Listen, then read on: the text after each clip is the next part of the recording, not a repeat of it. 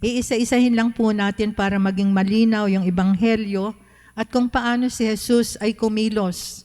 Kung paano siya kumilos. Hindi po siya nag-magic. Amen po ba? Titingnan po natin, ulitin ko po, yung taong bingi ay idinala ng ibang tao papunta kay Jesus. Ano po ang ibig sabihin nito para makita sa atin? Tayo pong lahat ay may misyon. Tayo pong lahat ay may misyon na tumulong sa ating kapwa. Nung tayo po ay bininyagan, naging bahagi tayo ng misyon ng ating Panginoon. Alam po natin yung kingly, priestly, at prophetic mission ng ating Panginoon. So dito pa lang po sinabi natin, dinala siya ng mga tao papunta sa Kanya. Pwede naman sigurong yung tao na lang mag-isa, hindi po ba? Pero ang sabi sa atin, may mission tayo. Tayo ay kailangan tumulong sa mga kapatid natin na nangangailangan. Amen po ba? So yun po ang unang ibig sabihin sa atin ng ating ebanghelyo na ito. At sinabi nga, ay ipatong ninyo po, sinabi nila sa lalaking bingi at tutal, pinamanhik nila na ipatong sa taong ito ang kanyang kamay. Pero nang ipinatong ni Jesus ang kanyang kamay, tumingala siya sa langit. Bakit kailangang tumingala pa si Jesus sa langit? Pwede namang ipatong ko na lang ang kamay ko sa iyo, ikaw ay pinagagaling ko. Ano ang ibig sabihin nito? Kasi kaya siya tumingala sa langit, nandoon in-acknowledge niya yung kanilang ugnayan, yung matibay na ugnayan niya sa ating amang makapangyarihan sa lahat.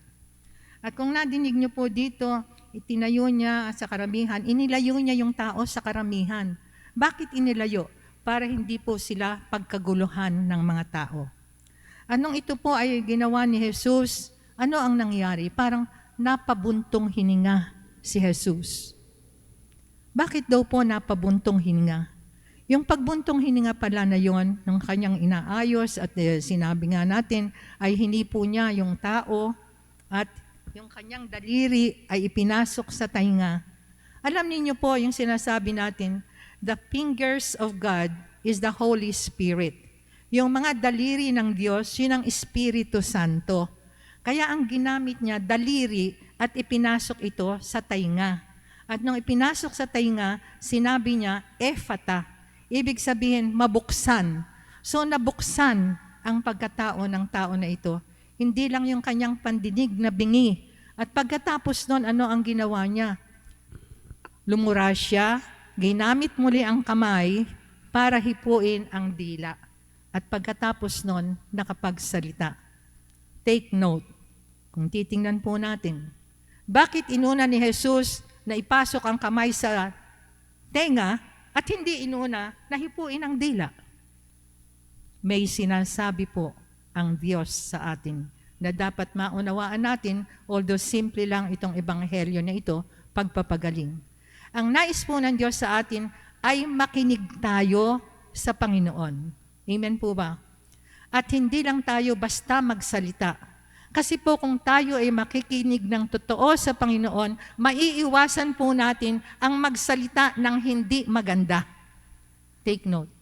Kung tayo ay magpapahayag ng salita ng Diyos, dapat nakikinig tayong mabuti sa Diyos. Amen.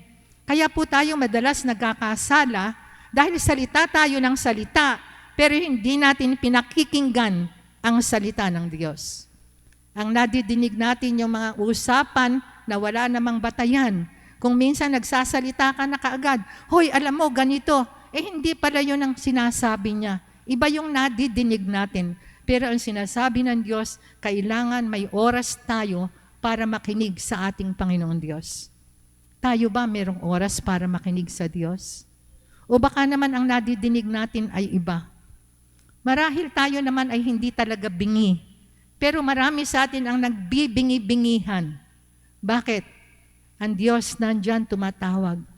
Ayaw nating makinig. Bakit? Marahil natatakot tayo sa ating maririnig. Baka maapektuhan tayo. Marahil ay nagdududa tayo sa kapangyarihan ng Diyos. At marahil kaya ayaw nating mapakinggan ang Diyos, ang pinakikinggan natin ay ang mundo. Pinakikinggan natin ang mundo. Ayaw natin napakinggan ang Diyos dahil kung tayo ay makikinig sa Diyos, baka mawala yung comfort natin. sa mga material na bagay. Baka maiwan natin ito kung tayo ay makikinig sa Diyos. Amen po ba? Ulitin ko po, inuna ang tainga at saka pa lang ang bibig. Pwede naman baligtad. Kaya lang, yun po ang matinding turo sa atin ng Diyos.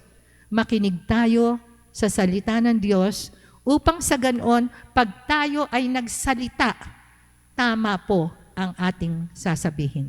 Amen po ba? At ito po yung nangyayari sa atin. Aminin natin ito. Amen po ba? Hindi pa natin naririnig ang salita ng Diyos. Nadidinig lang natin yung sitsitan, yung bidahan. Nagsasalita na kaagad tayo. Pero mga kapatid, kung magkakaroon tayo ng silent moments with the Lord and listen to the Lord, mapipigil po natin at makokontrol natin sa tulong ng banal na Espiritu Santo yung ating mga pandama na nagiging dala ng kasalanan natin sa buhay na ito. Minsan nakita lang natin ng ating mata. Ay nako, iba na yung ating sinasabi. Ayan, salita na ng salita. Bakit? Kasi hindi mo pinakikinggan ang salita ng Diyos. Ang ginagamit mo yung mata mo. Ang ginagamit mo yung ibang bahagi ng katawan mo. Yung bibig mo, hindi ba? Yung kamay mo at yung iba pang bahagi ng ating katawan. Mga kapatid, tayong lahat dito, inaanyayahan ng Diyos. Maging missioner tayo ng ating Panginoon. Amen po ba? Nais ng Diyos na tayo ay makinig sa Kanya, tumulong tayo sa ating kapwa-tao. Alam niyo po, ako ay nagpupuri at nagpapasalamat sa Diyos. Amen po ba? Sabi nga dito, ulitin ko, tumingala sa langit, nagbuntong hininga.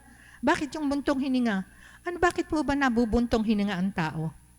Si Lord nabuntong hininga pala eh. Nung nakita niya itong bingi at itong hindi makapagsalita, ang buntong hininga ng Diyos ay tanda ng kanyang awa. Hindi po ba pag merong nakilala kayo na tao na talagang wala nang lunas, kung minsan parang ganun eh, ito pala ay tanda ng awa ng Panginoon sa bawat isa sa atin. At walang pinupwera ang Diyos kahit sino ka pa, mayaman ka, mahirap ka.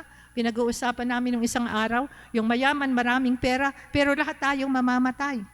Amen po ba? Kahit sino sa atin. Kaya ang pinakamaganda, gawin na natin yung pinakamabuti. At isipin natin, sabi nga ng isang prophet, ng isang theologian, iisipin ko na ngayong araw na ito ang huling araw ko dito sa mundo. Pero iisipin ko rin na hindi pa ako mamamatay dahil gagawin ko ang lahat ng aking magagawa para makagawa ako ng mabuti. If we think it over, baka ito na ang huling araw ko dito sa mundo. Hindi kaya kailangan magmahal na ako ng kamukha ng pagmamahal ng ating Panginoong Hesukristo. So napakaganda po ng ebanghelyo na ito kasi ang Diyos tunay na nagpapagaling. Ang ginawa po ng Diyos, siya mismo sa kanyang kapangyarihan. Ginamit niya personally yung kanyang kapangyarihan, yung kanyang kamay. Uulitin ko po, bakit ginamit niya yung kamay? Ipinasok sa tainga kasi ito ang Holy Spirit. Because the fingers of God is the Holy Spirit of our God. Amen. Kaya yun po yun, ulitin ko, makinig muna bago magsalita.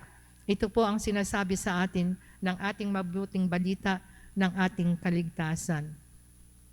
Na wala nakapagsalita at sinabi ni Jesus, wag nang sasabihin, pero sa tayo ay talagang pag pinagaling, hindi natin mapigil, sinasabi natin, Diyos ang Diyos na makapangyarihan sa lahat.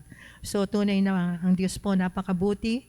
Siya po ang nagbigay sa atin ng biyaya ngayong gabi, special gift, kasi kung wala tayo dito, hindi natin maririnig yung sinabi ng Diyos, I am the God that healeth you. At yun pong ating pagkakagalingan na binigay sa atin ng Diyos, hindi lang physical. Hindi lang yung paa ko na sumasakit, hindi lang yung aking takayaso, hindi lang yung aking fibromyalgia, lahat. Alam ko po lahat tayo, aminin natin at hindi, meron po tayong daladala sa ating mga puso na kung minsan nandiyan lang yan. Pero sinasabi ng Diyos, ako ang bahala sa inyo. Palakpakan natin ang buhay na Diyos. Purihin natin ang Diyos. Hallelujah.